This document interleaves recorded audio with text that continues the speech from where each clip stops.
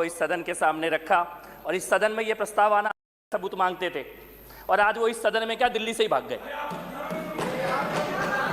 इस सदन की पवित्रता के लिए, इस सदन की पवित्रता के लिए ये प्रस्ताव आना आवश्यक था। माननीय अध्यक्ष महोदय, मुझे इनका रोना, इनका प्रलाप, इनका विलाप समझ में आता है। ये सदन में रो रहे हैं, घर में तो ये चूड़ियां भी तोड़ रहे थे जब आतंकवादी मर रहे थे, ये चूड़ियां तोड़ रहे थे। जब जब आतंकवादी मरता है कोई आपिया रोता है, जब जब जिहादी मरता है कोई आपिया रोता है। ये केजरीवाल गैंग है, यहां पे तुम्हारे बस आंसू नहीं आ रहे, तुम्हारा बस चले तो तुम कुर्ता फाड़ के रोगे क्योंकि आतंकवादी मरे हैं। जिंदा नहीं बचा जिन्होंने नाम पूछ के मारा था। यह भारत की सेना का पराक्रम है। कुछ तथ्य मैं इस सदन में रखना चाहता हूं ऑपरेशन सिंदूर के बारे में। ऑपरेशन सिंदूर पहला भारत की सेना का ऐसा ऑपरेशन है जिसमें आतंकवादी घटना के बाद भारत की सेना ने इंटरनेशनल बॉर्डर क्रॉस करके आतंकवादियों को मारा है। यह पहला हुआ है, इससे पहले कभी नहीं हुआ आतंकवादी घटना के बाद। इससे पहले सर्जिकल स्ट्राइक हुई थी।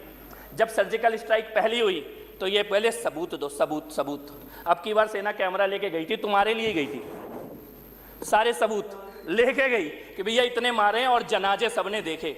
मुझे अच्छा लगा नेता विपक्ष ने बोला कि घर में घुस के मारा है। अब की बार तुम्हें मानना पड़ता, सबूत मानने लायक नहीं बचे, सबूत मानने लायक नहीं बचे। जनता ने उठा के बाहर फेंक दिया सबूत मानने वालों को, इसलिए तुम्हें माना। दूसरा बड़ा चीज, पहली बार दुनिया की अकेली सेनाएं एक एटॉमिक पावर के एयरबेस को उड़ाने वाली एकमात्र सेना भारत की सेना। इसके अलावा आज तक दुनिया में किसी सेना ने यह काम नहीं किया।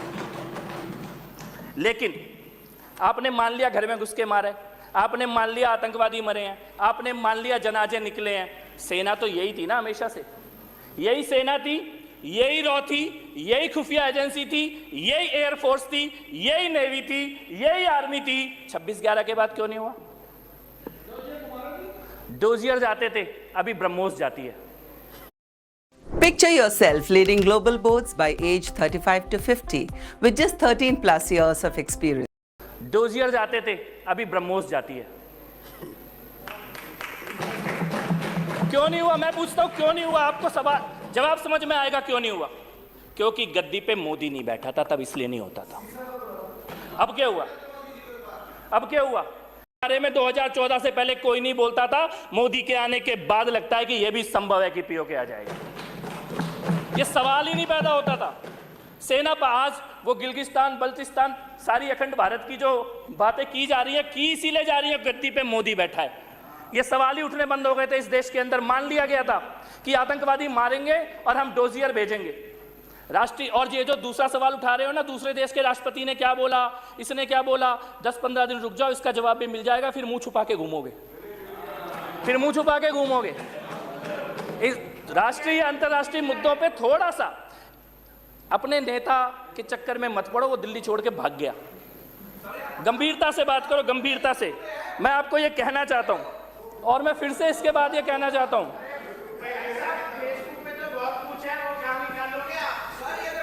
तुम्हारे पेट देखो, मेरे को पता है तुम रोने वाले हो, मत रो, इसी में तुम्हारा भला है।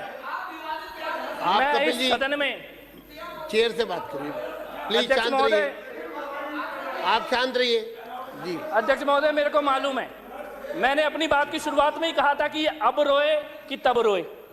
इस सदन के अंदर सेना के पराक्रम की चर्चा हो, राष्ट्रीय नेतृत्व के, प्रधानमंत्री मोदी के निर्णय लेने की चर्चा हो। इनको फोन आ रहे हैं ऊपर से पंजाब से कि रो, कुर्ता फाड़ो, चिल्लाओ, रो, कुर्ता। इनको सबको फोन आ रहे हैं, पंजाब से फोन आ रहे हैं, वो बैठे हैं इनके कि भाई रो क्यों नहीं रहे, सदन में चर्चा हो कैसे रही है, सेना के नारे कैसे लग रहे हैं। लेकिन तुम्हें पता है कि बाहर निकल के दिल्ली की जनता छोड़ेगी नहीं, सो तुम्हें नारे लगाने पड़ रहे हैं।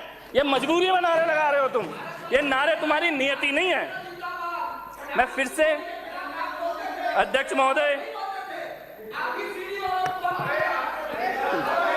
आप अपनी बात जाने थोड़ा जल्दी करिए। मैं ये कहना चाहता हूं पुनः इस प्रस्ताव के समर्थन में मैं अनिल जी फिर से प्लीज अपनी बात को, अध्यक्ष महोदय, कोई नहीं, चलिए आप बोलिए। अध्यक्ष महोदय, अपनी बात को समाप्त करने से पहले मैं ये कहना चाहता हूं, मैं अपनी बात को समाप्त करते हुए केवल इतना ही कहना चाहता हूं, मैं केवल इतना ही कहना चाहता हूं अपनी बात को समाप्त करते हुए कि ये सदन इस प्रस्ताव का समर्थन करता है, सेना के शौर्य को और पराक्रम को और यश को नमन करता है, प्रधानमंत्री जी के और राष्ट्रीय नेतृत्व के निर्णय लेने की और दूरदृष्टि की संकल्प का अभिनंदन करता है। और मैं ये भी कहना चाहता हूं, भाई तू तो मत बोल, तू तो मत बोल। चलिए मैं बोलूं माननीय भैया, मंत्री जी, छाछ बोले तो बोले, छलनी भी बोले। कॉन्क्लूड करिए। छाछ बोले तो बोले, छलनी भी बोले, जिसमें हजारों छेद। चलिए अपने छेद गिन ले भाई। चलिए, धन्यवाद। 1 मिनट, अनिल जी बैठिए। अनिल जी, चलिए कॉन्क्लूड करिए। मैं तो बस इतना ही कहना चाहता हूँ, छाछ बोले तो बोले, छलनी भी बोले, जिसमें हजारों छेद। धन्यवाद, धन्यवाद। बहुत बहुत आभार अध्यक्ष महोदय, इस सदन में बोलने का मौका देने के लिए। हम इस प्रस्ताव का समर्थन करते हैं। माननीय मुख्यमंत्री